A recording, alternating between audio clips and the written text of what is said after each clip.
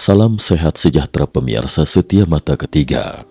Hari ini kita akan bincang-bincang tentang mitologi Jepang. Jepang adalah negara yang menarik. Selain norma sosial dan etos kerjanya yang dikagumi dunia, Jepang pun masih memegang kepercayaan terhadap leluhur. Lewat kepercayaan Shinto, rakyat Jepang melestarikan kepercayaannya terhadap dewa dan dewi pencipta dunia yang berkuasa atas hidup mereka. Kalau kamu ke Jepang pun, tak jarang kamu akan menemukan kuil besar hingga kuil kecil di sudut jalan, lengkap dengan patung dewa atau dewi yang dipuja. Mereka dianggap sebagai pembawa keberuntungan atau sebagai penjaga hidup dari musibah. Dewa dan dewi ini juga menurunkan nilai moral kepada peradaban Jepang. Selain itu, Jepang juga merupakan satu-satunya negara di dunia yang masih menggunakan kekuatan magis. Mitologi Jepang yang akan saya ceritakan hari ini tidak diketahui oleh kebanyakan orang Jepang. Mengapa? Karena sebab tertentu. Nanti akan saya bicarakan di penghujung video. Mitologi Jepang sangat kompleks karena ada begitu banyak dewa di dalamnya. Selain itu, setiap dewa memiliki namanya masing-masing dan sangat panjang dalam bahasa Jepang. Sebagai perbandingan, nama dewa-dewi dalam mitologi Tiongkok paling banyak hanya 3 atau 4 karakter. Misalnya Kaisar Giok, Si Wangmu atau Dewi Penguasa Langit Barat, Yuan Se Tien Chun atau Dewa Murni Giok. Sementara nama dewa-dewi dalam mitologi Jepang memiliki lebih dari 7 atau 8 karakter. Bahkan ada yang lebih dari 10 karakter. Secara keseluruhan, ceritanya tidaklah rumit. Hanya saja karakternya sangat rumit. Jadi kita akan fokus pada alur ceritanya, tidak perlu mengingat nama dewa-dewinya. Menurut mitologi Jepang, awal mula sebelum terciptanya dunia, yang ada hanyalah kekacauan dan tidak beraturan. Bahkan belum ada bentuk pasti mengenai alam semesta. Dari kekacauan tersebut muncullah 5 dewa sekaligus. Dari kelima dewa itu, yang paling sakti adalah Ame no Minaka Nushi, disusul dewa Takami Musubi no Kami, kemudian dewa Kami Musubi, Uma Shiashikabi Hikoji no Kami, dan dewa keabadian. Kebudayaan Jepang mengenal banyak sekali dewa-dewi yang disebut kami. Bahkan menurut mitologinya, Kepulauan Jepang sendiri lahir dari para dewa. Kami sendiri dalam bahasa Jepang bisa bermakna dewa, roh, ataupun suatu makhluk gaib. Kelima dewa ini tidak memiliki jenis kelamin dan tidak tahu seperti apa rupa mereka. Tetapi dari urutan dewa-dewi ini, mungkin secara samar-samar bisa membayangkan seperti apa wujud mereka. Karena dewa Jepang tidak menggunakan istilah kata seorang atau sesosok dewa, tapi pilar, yaitu sepilar demi sepilar. 5 pilar dewa, seperti misalnya mural di Taman Nasional Grand Canyon. Dewa-dewi kuno yang mereka lukis, semuanya seperti mumi. Sama seperti pilar batu di Puma Punku, para dewa itu dalam bentuk pilar, yaitu sepilar demi sepilar. Namun agar tidak membingungkan dan lebih mudah dipahami, sebaiknya kita menggunakan istilah sesosok yang lebih familiar. Kemudian setelah kelima dewa ini muncullah 12 sosok dewa. 12 dewa ini dibagi menjadi 7 generasi. Generasi pertama adalah dewa tunggal tanpa jenis kelamin. Generasi kedua juga merupakan dewa tunggal tanpa jenis kelamin. Dari generasi ketiga hingga generasi ketujuh, 5 generasi semuanya berupa pasangan, 1 dewa laki-laki dan 1 dewi perempuan. Tapi dalam mitologi Jepang, sosok mereka tidak disebut dewa dan dewi, tetapi dewa yin dan dewa yang.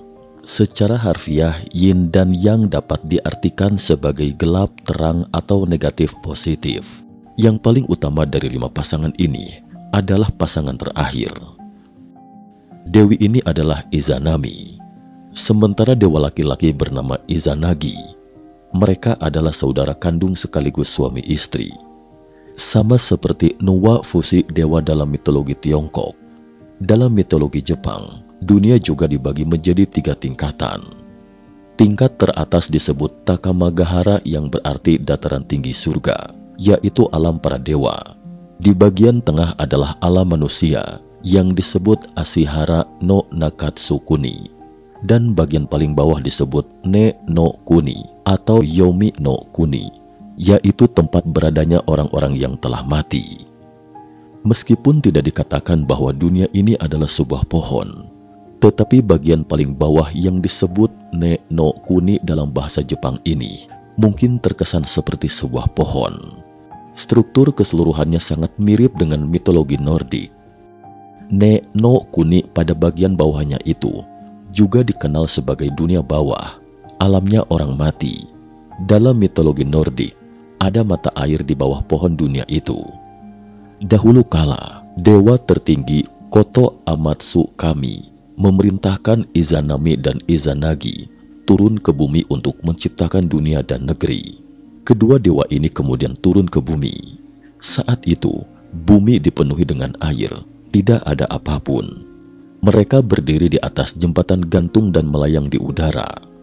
Izanagi mengaduk lautan dengan tombak untuk menciptakan Pulau Onogoro, cikal bakal Jepang. Setelah mereka tiba di pulau ini, mereka mendirikan sebuah pilar besar dan berdiri tegak ke langit. Mereka berdua berdiri di kedua sisi pilar dan berkata, "Kita berjalan dari dua sisi ini ke tengah untuk bertemu, kemudian menyatu, lalu melahirkan segala sesuatu di dunia." Mitos Jepang ini benar-benar ditulis seperti ini. Dalam mitologi Jepang itu, memang disebutkan harus ada proses dan ritual seperti itu.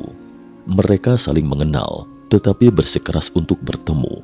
Kemudian ritual pun dimulai. Setelah mereka berdua berjalan ke tengah, Dewi Izanami berkata, "Wah, ada pria tampan rupanya." Kemudian Izanagi berkata, "Mari kita bersatu." Namun saat menyatu, tidak ada sesuatu apapun yang tercipta. Lalu mereka bertanya kepada Dewa Koto Amatsu Kami, "Apa yang terjadi? Kenapa bisa gagal?" Perihal itu tidak boleh pihak wanita yang lebih dulu membicarakannya. Harus dibimbing oleh pihak pria, kata Dewa Koto Amatsu Kami. "Oh begitu ya, baiklah," kata Izanagi. Izanagi kembali lagi ke kedua sisi pilar, kemudian berjalan ke tengah lagi. Lalu Izanagi berkata, "Wah, ada wanita cantik, mari kita menyatu." Begitu keduanya menyatu, yang lahir bukan sesuatu lainnya, tapi 8 benua sekaligus. Entah apakah 8 benua itu adalah Jepang atau 8 benua di dunia ini. Tapi dalam mitologi Jepang kuno, ini memang dikatakan 8 benua. Selain melahirkan 8 benua, mereka kemudian mulai melahirkan segala sesuatu. Misalnya roh batu, air sungai, danau dan laut, gunung, awan dan angin semuanya diciptakan. Sebagai catatan, yang melahirkan bukan hanya Dewi Izanami, tapi juga Dewa Izanagi. Keduanya melahirkan atau menciptakan bersama adalah gabungan dari elemen yin dan yang. Beberapa roh lahir dari gabungan yin dan yang ini. Roh-roh yang dimaksud ini sebenarnya adalah para dewa. Ada banyak dewa dalam mitologi Jepang ini, tapi semuanya menghilang begitu muncul. Tidak jelas entah kemana perginya. Jadi hanya ada beberapa dewa utama. Selanjutnya, setelah melahirkan selaksa dewa, yang terakhir lahir adalah Dewa Api Kagutsuchi. Saat melahirkan Dewa Api, Dewi Izanami tewas terbakar. Izanagi pun murka dan membunuh Dewa Kagutsuchi dan memutilasi tubuhnya menjadi 8 bagian. Dari tubuh Kagutsuchi muncul 8 gunung berapi Jepang, dan dari darahnya dewa dan dewi. Izanagi merasa berat berpisah dengan istri dan saudara perempuannya. Lalu rohnya Izanagi mengejar hingga ke dunia orang mati. Dunia orang mati gelap gulita, tidak bisa melihat apapun, hanya suara yang terdengar. Sesampainya di sana, Izanagi mencari Izanami dan memintanya untuk kembali bersama Izanagi. "Sudah terlambat, aku sudah makan makanan dunia orang mati dan tidak bisa kembali lagi setelah makan," kata Izanami. Kemudian Izanagi berkata tidak apa-apa. Aku akan menemanimu di sini. Aku tidak bisa hidup tanpa kamu, kata Izanagi. Terdengar sangat menyentuh. Izanami kemudian berkata, begini saja, bagaimanapun kita adalah dewa. Aku akan coba memohon pada dewa yang bertanggung jawab atas dunia orang mati. Siapa tahu mereka bisa menghidupkan aku kembali. Kamu tunggu saja di sini, tapi ingat, jangan melihatku. Izanagi pun menunggu di sana. Tapi karena terlalu lama menunggu dan belum ada kabar, Izanagi pun merasa heran. Kemudian dia menyalakan obor dan ketika melihatnya, dia pun terkejut seketika. Rupa Izanami tampak membusuk di mana-mana. Wajahnya penuh dengan bisul dan belatung. Izanagi pun lari ketakutan. Melihat itu, Izanami berkata dalam hati, baru saja bilang bersedia menemaniku, tapi kenapa sekarang melarikan diri? Lalu dia segera memerintah Yomotsu Shikome, yaitu wanita buruk rupa, salah satu makhluk Yomi atau neraka, untuk memburu Izanagi dan membawanya kembali pada Izanami.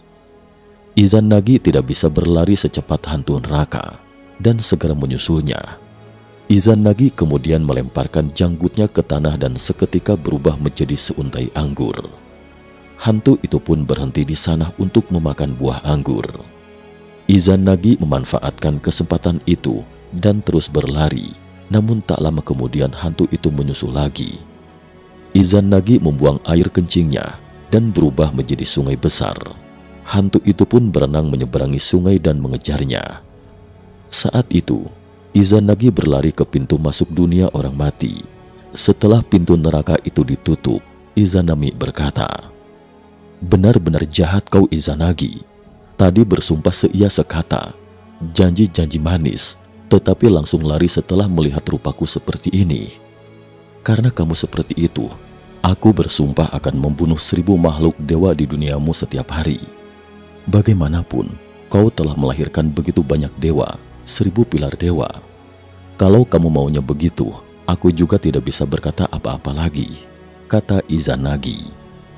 Sejak itu, Izanagi melahirkan 1500 pilar dewa setiap hari untuk memastikan keberlangsungan hidup generasi mereka. Mulai sekarang, aku tidak akan pernah menemuimu lagi, kata Izanagi. Di tempat inilah Izanami dan Izanagi berpisah selamanya, dan sejak itu, keduanya pun saling membenci. Tapi kenapa wajah Izanagi dipenuhi belatung? Ketika Izanami tiba di dunia orang mati, raga fisiknya akan membusuk seperti itu. Artinya, meski seberapa dalam pun orang yang paling Anda cintai, jika dia berubah menjadi zombie busuk atau seonggok kerangka, Anda tentunya tidak bisa mencintainya lagi. Cerita ini menggambarkan bahwa Anda tidak akan mencintainya jika dia tidak seperti itu. Meskipun Anda pikir yang Anda cintai itu adalah hati dan jiwanya, itu sama sekali tidak ada. Anda tidak akan cinta lagi jika penampilan fisiknya berubah. Artinya dalam hal ini, dewa dan manusia itu sebenarnya mirip. Kenapa demikian? Nanti akan saya jelaskan. Nah, ketika Izanagi kembali dari dunia orang mati, sekujur tubuhnya dipenuhi banyak kotoran. Kemudian Izanagi ke sungai untuk membersihkan kotorannya. Dalam proses pembersihan ini, lahirlah dewa-dewa baru. Kotoran ini menjadi dewa bencana, dan di saat yang sama juga lahir dewa penangkal bencana, yaitu dewa yang bisa menyingkirkan bencana. Untuk diketahui, dewa dalam mitologi Jepang itu muncul secara berpasangan. Singkatnya, ada dewa jahat juga ada dewa baik. Selain itu, dalam keseluruhan proses pembersihan dirinya, lahirlah 3 dewa utama, yaitu juga dewa inti dalam seluruh mitologi Jepang. Sebenarnya ada 2 dewa, tapi ketiga dewa ini muncul bersamaan. Salah satunya adalah Dewi Matahari, Amaterasu. Kedua adalah dewa bulan, Tsukuyomi. Dan ketiga adalah dewa kehancuran dengan nama yang agak ganjil, Takehaya Susanoo no Mikoto. Ketiga dewa ini disebut 3 putra mulia. Dewi Amaterasu adalah dewi tertinggi di alam dewa, memerintah seluruh dunia dan cahaya. Tahukah Anda berapa banyak dewa yang ada di seluruh alam dewa dalam mitologi Jepang ini? 8 juta dewa. Selama muncul satu dewa, dia sudah punya nama, dan namanya juga tidak sama. Dewa bulan adalah penguasa malam, tapi setelah muncul sesaat, dewa bulan ini tidak pernah muncul lagi. Dewa Susano adalah dewa yang paling penting. Dia berkuasa atas dunia manusia. Sebenarnya, awalnya dia bukan penguasa atas dunia manusia, tapi penguasa lautan. Tapi Susano tidak suka menguasai lautan.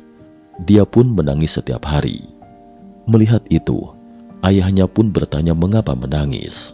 Dia bilang ingin menemui ibunya. Saya ingin pergi ke dunia orang mati untuk menemuinya. Tapi ayahnya sangat takut pada dunia orang mati. Jadi dia berkata kepada Susano, "Jika kamu begitu ingin bertemu ibumu, sebaiknya enyah dari sini, tinggalkan surga ini." Kemudian ayahnya mengusir Susano dari surga. Cukup sekian dulu episode hari ini. Nantikan sambungannya pada episode terakhir. Terima kasih atas perhatiannya.